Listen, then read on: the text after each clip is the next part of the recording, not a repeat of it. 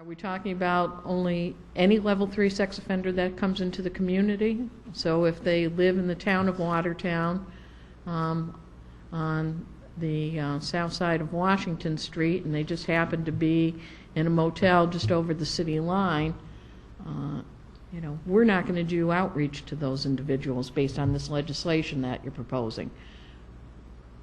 And again, we can your only imaginary lines. Right, and again, as I've stated before, and I think it's common knowledge, it's not going to be completely foolproof. I mean, there's going to be those people who can. I mean, somebody could drive here from Missouri, I mean, we can't safeguard, but at least those that are choosing to make residence within our community, we can send a clear, unfettered message that we know who you are, and we are going to be watching where you are, and there will be stiff penalties and perhaps even jail time for going into these zones that we have determined to be inappropriate for you because this is where children congregate based upon, your conviction. With all due respect, though, the fact that we let I'm all for posting a sign where these people live, but that if you think that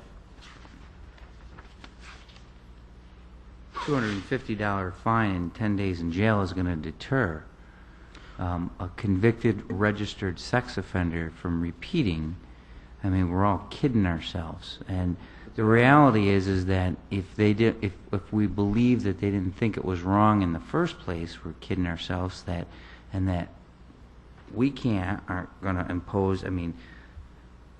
There's New York State penal law that's going to be much stricter than any local law we can write, and that hasn't deterred them before. To think that $250 fine and 10 days in jail is going to deter them from walking by a playground or scoping out a playground, we're just kidding ourselves. And I'm not in any way, shape, or form saying that the $200, as I said before, I personally don't think the $250 fine is strict enough either.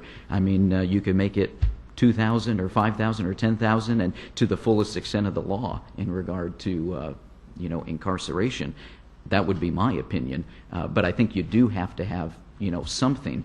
I agree. It's kind of milquetoast, those particular penalties. You do have to have stronger penalties. I think it's proportionality to the offense. You can't just impose outrageous fines and penalties for something that is, in essence, a violation. There's got to be some balance. I think they should just drop the resolution and we can vote on it. If you'd like what I would do is, what I would recommend to anyone here is, if you want a version of the Ogdensburg statute drafted for consideration by the council, realizing there have to obviously be some changes in wording because they have different.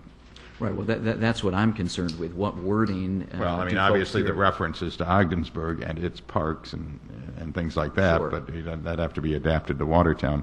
If there's, I think that's what we have an attorney for. Yeah, and certainly, Councilman, if you want to work with the manager's office to make sure that what's presented in the agenda next Thursday is. The manager is out of town Tuesday, Wednesday, and Thursday. I don't see any way that's going to be drafted by next Thursday. Well, it's not Tuesday. It's in the meeting next Monday? Meeting on the 17th. I have a meeting on Monday. This can't happen. You had mentioned, number one, we know that this particular ordinance went through the scrutiny of the Ogdensburg legal staff. Is that correct? You said you had been in correspondence with them? Right, and she didn't have a real warm fuzzy about it either, okay?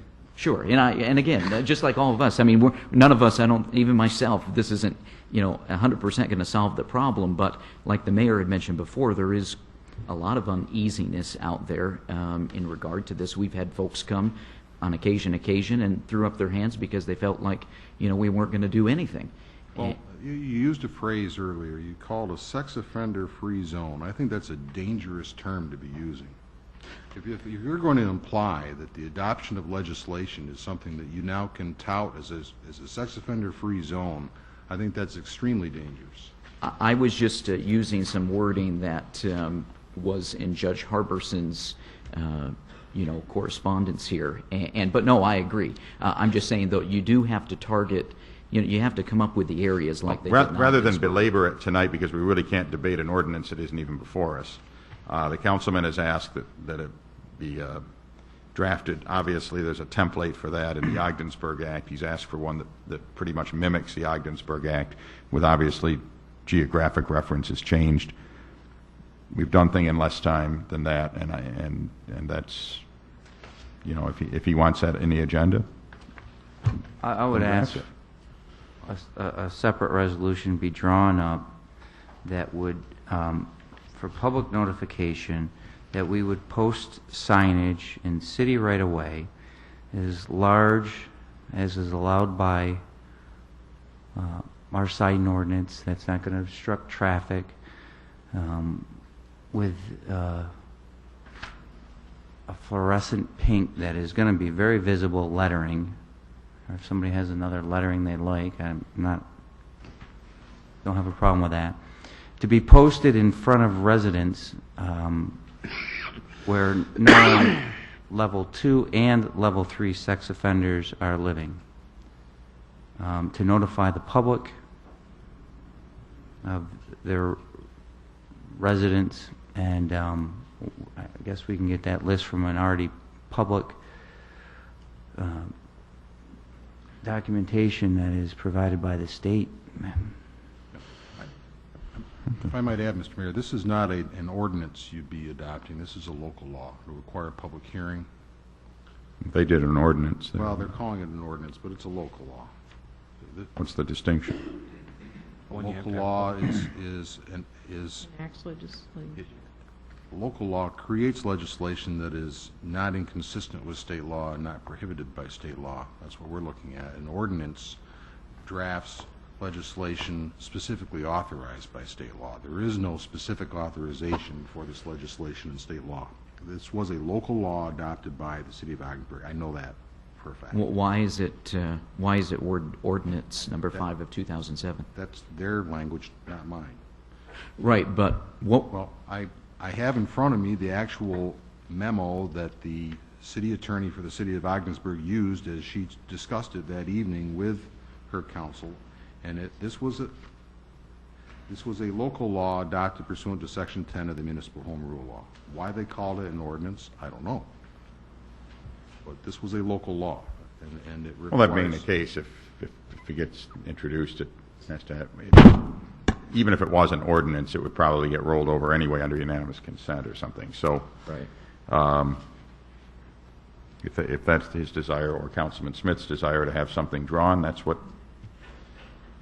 certainly is the right of each public official. I don't want to stymie either of them in their efforts. I would certainly like to have something drawn that is similar wording to the Ogdensburg local law, and then various details can be hashed out and changes made, and I can certainly. And you want this by Thursday? Thursday. That's when the agenda comes out. I think mine would be a little bit easier if you want to do it by Thursday, or were there difficulties with that also? Council? I mean, I can Well, wait. it's 48 hours from now you want this done. Yeah.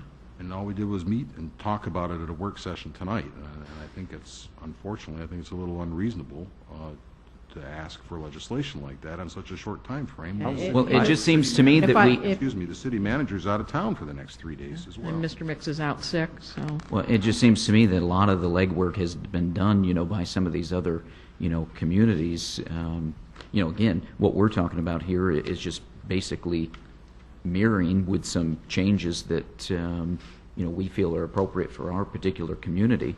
And I know we've done that in the past with some other legislation. We don't need to necessarily reinvent the whole wheel. Make some Well, if it's drafted by Monday, it can be introduced Monday because it's not being voted on anyway, right? Right. I mean, if the council will accept receiving it on their table Monday, I mean, that would be a that lot more easier. acceptable? Yeah, Getting it I'm out back the on agenda Thursday Friday. It afternoon gives us is- some time to work Right. on it. That would be, if it's available for the councilman on Monday to introduce, that would be acceptable, and the same, I assume, for Mr. Smith. That's fine. That would make life a lot easier. We're into making life easier in the holiday season. Thank you very much. Thank you.